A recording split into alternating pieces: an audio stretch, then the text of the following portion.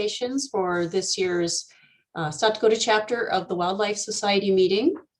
My name is Julie Young, and I am now the current president of the chapter of Wildlife Society and your moderator for this afternoon. So a couple of housekeeping items. For those of you who missed the awards ceremony right after the annual meeting this morning, the business meeting, this year's recipients are: the Master's Student of the Year was given to Cynthia Anker. The PhD Student of the Year was awarded to Anna Case. The Citizen of the Year was awarded to David and Terry Geditz. And the Wildlife Professional of the Year is somebody that many of us know very well and have had as either a coworker, advisor, or an instructor at some point, Dr. John Jenks. So congratulations to all of them, and thank you for your contributions to wildlife in the state of South Dakota. A couple other housekeeping items. Please keep your microphones on mute during the presentations. Feel free to jump in after the presentation is over if you have any questions. You can also submit a question through the chat anytime during the presentations, and we will read those off to the presenters at the end. The options for turning on and off your microphone are found at the bottom far left corner of your screen, and chat options are found at the bottom of your screen. Please keep your video turned off if you aren't presenting, just so we can keep bandwidth usage to a minimum. That was not an issue yesterday, but it might be, so we just want to make the things flow as smoothly as possible. I'm going to try and stay on schedule as much as possible too, and if someone finishes up early, there might be a little bit of dead air or silence. However, we do want our previously posted presentation times to be as accurate as possible for people who have to jump on and off the call this afternoon. So I will be giving presenters a 5-minute warning when we're getting close to the end of the talk, just so you are able to wrap up things if you need to. Okay, here we go. So our first presenter of the day is Amanda Zellmer. Amanda is an assistant professor at Occidental College.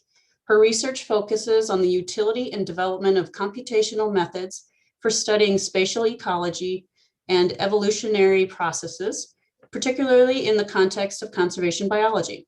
This research includes the application of species distribution modeling, connectivity modeling, and community science for assessing the impacts of human-mediated environmental changes, such as urbanization and global climate change. Amanda, thanks for coming in today or giving us your presentation today. I'm excited to hear what you have to say. Great, thank you so much. Nice to see everyone. I'm going to try to stay as close to the time as possible because I feel like I have so much that I would have on my mind right now about the impacts of the COVID shutdown on wildlife. And so let's just go ahead and get started. Apologies if I speak a little fast. Okay, so just a quick introduction. This is a picture of me and a few of my students. We are at Occidental College, which is a small liberal arts college in Los Angeles. And we're pictured here just outside of LA in the San Gabriel Mountains. So we have a really unique ecosystem here where you have just intensive urbanization right next to very natural and pristine habitat. We also work with the Arroyos and Foothills Conservancy, which is a local nonprofit that focuses on education, restoration, and conservation of green spaces within Los Angeles. And as I'm sure many of you all went through this process as well, back in the spring when everything shut down at the beginning, I started seeing many posts online, many news articles. People were sharing photos and videos of wildlife in urban areas, talking about how wildlife were reclaiming those urban areas as home while we were all stuck at home, right? So we have pictures of deer lounging in Griffith Park, which is a major park in the middle of Los Angeles. There was a mountain lion that was captured outside a mall in downtown Santa Rosa, California. We have civet cats wandering the streets in India. Monkeys at tourist locations in Thailand, many different pictures. You might have even seen a picture of dolphins in the Venice canals, although that apparently was a fake. But there were a lot of real photos that were out there. And this got me wondering, like, this is great that we're seeing all of this wildlife in urban areas, but if you work in an urban area and you study wildlife, you probably are well aware that many of these species are already here. We have evidence of many different species that live in urban areas and utilize those urban areas. They just often go undetected, especially for large terrestrial mammals, because they like to avoid being seen and avoid being detected for the most part. So it got me wondering if maybe there was something else going on here that was leading to all of these observations of wildlife in urban areas. And what I was thinking about was, with everyone sort of stuck at home, looking out their window. That's what I'm doing right here, right now, looking out my window while I'm working on my presentation. Were we noticing things that we just hadn't observed before? You're seeing things, you're stuck at home, you have nothing to do, you're being more observant. Maybe you're going out for a lot more walks and noticing things in your neighborhood that you had never noticed before.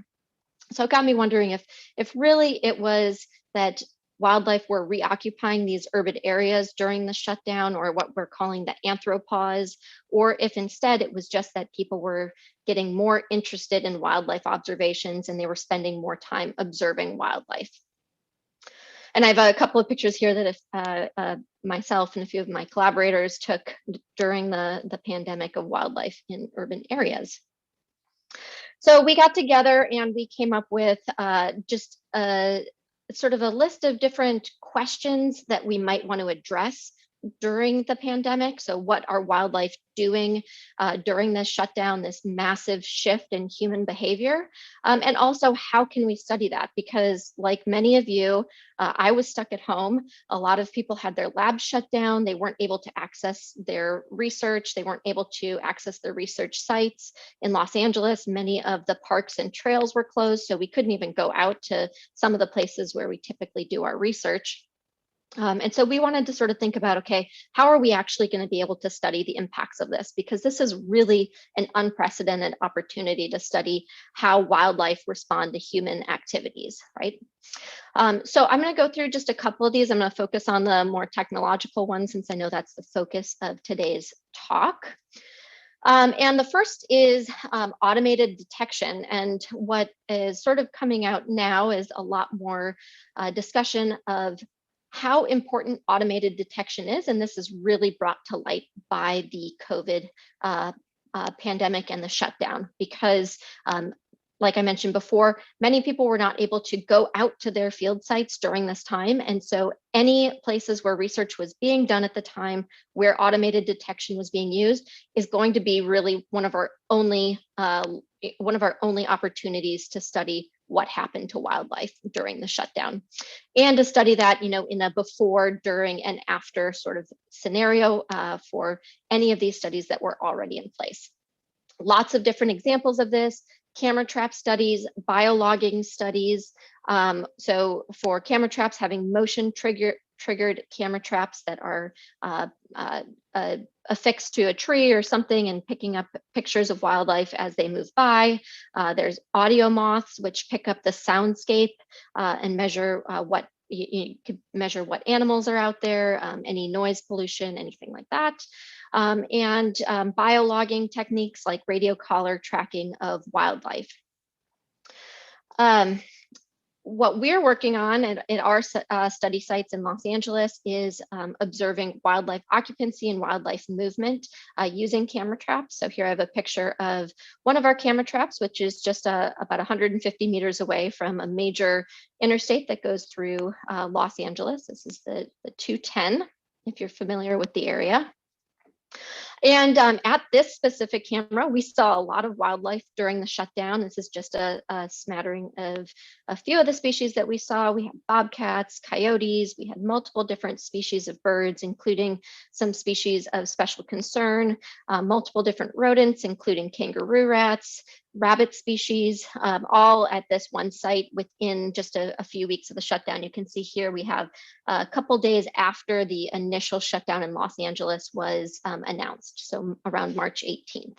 And this is great because we already had camera traps set up at these locations. We were able to get out and check our cameras right before everything shut down. And then after that, we weren't able to visit our cameras until after things opened up again. So we sort of got a capture of what was out there at that time. And we are just in the process of analyzing some of this data because these camera traps take thousands of photos. It takes a long time to go through all of them, make sure that we get all the photos tagged. So I just have some very preliminary data, so don't read into this too far, but just as an idea of what we're going to do with the data and what we're going to look at. So here we're looking at occupancy. Anything that has a color bar in it is a site that species was observed during that sampling period, and we're comparing April of 2019 to 2020. We have two different sites, and as you can see, there's already some differences here. You know, we've got some differences just across sites. Site 1, we see squirrels in both years. Site 2, we never see squirrels. But there are some interesting, just some little interesting things to look at. At one of the sites, we see bobcats in 2019 and we don't see them in 2020. At the other site, we don't see them in 2019, but we do see them in 2020. And that's the same for raccoons here. So we're going to start to sort of dive into this and obviously look across many more different cameras and across different months as well. And we're about to head into our 2021 sampling season for April. We got another month until we can set those cameras up, and hopefully we'll be able to get that after effect as well, because things are a lot more open now.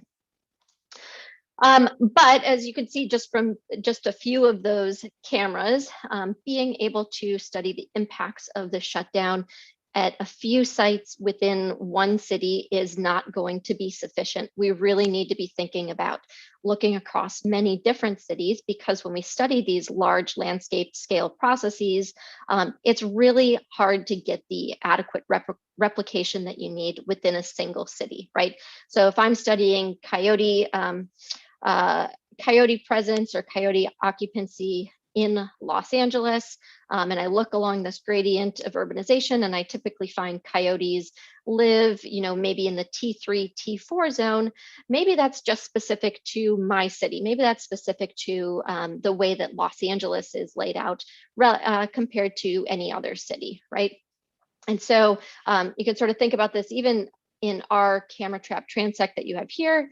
We have 20 to 30 sites within Los Angeles, but it's really just picking up the specific details of the landscape in this particular region. And Los Angeles is a really interesting area to study urbanization, because it is this area where you have the really intense urbanization right next to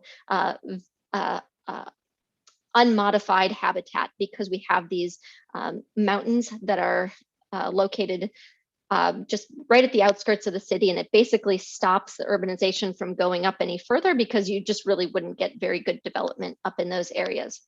And so rather than that true urban to rural gradient that you see in a lot of other cities, we have sort of this island effect where you have sort of a sea of urbanization with little islands of habitat in the middle. And so if we want to start drawing any conclusions about how wildlife responded or did not respond to human movement within Los Angeles or across any other cities, we really need to start doing these comparisons across cities, because they all have their unique structural properties. And we need to account for that when making these comparisons from one year to the next. So the camera trap transect that we have is part of a larger network of camera traps that are located across the US into Canada. And we're looking for additional international partners at this time as well. It's called the Urban Wildlife Information Network. And it was started in the Chicago area. And what's really great about this is we're all using the exact same methods for our camera trap transect, so that we can very easily compare across one city to the next.